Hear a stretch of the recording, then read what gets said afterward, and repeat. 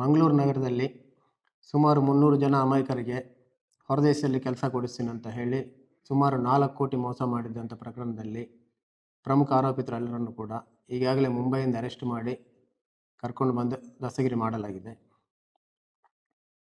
ಅವರ ಹಿನ್ನೆಲೆಯೆಲ್ಲ ನೋಡಲಾಗಿ ಈಗಾಗಲೇ ಅವರ ವಿರುದ್ಧ 2 ಪ್ರಕರಣ ದಾಖಲಾಗಿತ್ತು. ಒಂದು ನಮ್ಮ ಮಂಗಳೂರು ನಾರ್ತ್ ಪೊಲೀಸ್ ಸ್ಟೇಷನಲ್ಲಿ ದಾಖಲಾಗಿತ್ತು. ಮತ್ತೊಂದು ಪ್ರಕರಣ ನವಿ ಮುಂಬೈ ಪೊಲೀಸ್ ಸ್ಟೇಷನಲ್ಲಿ ದಾಖಲಾಗಿತ್ತು.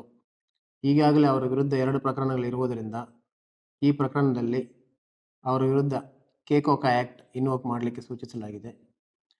Karnataka control of organised crime act ಅಡಿಯಲ್ಲಿ ಇವರ ವಿರುದ್ಧ ಕ್ರಮ ಕೈಗೊಳ್ಳಲಾಗಿದೆ. ಈಗಾಗಲೇ ಕೋರ್ಟ್ಗೆ ರಿಕ್ವೆಸ್ಟ್ ಕೂಡ ಕಳಿಸಲಾಗಿದೆ.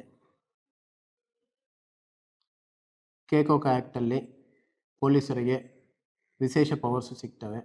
ಅದೇ ರೀತಿಯಾಗಿ ಬೇಲ್ ಕೂಡ ಸಿಗೋದು ಕಷ್ಟ ಆಗುತ್ತೆ.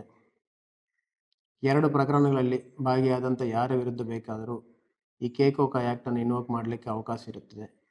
ಆದ್ದರಿಂದ 2 ಪ್ರಕರಣಗಳಲ್ಲಿ ಭಾಗಿಯಾಗಿದ್ದವರೆಲ್ಲರೂ ಕೂಡ ಸ್ವಲ್ಪ ಜಾಗ್ರತೆಯಾಗಿರಬೇಕಂತ ಕೋರ್ತಾ ಇದ್ದೀವಿ.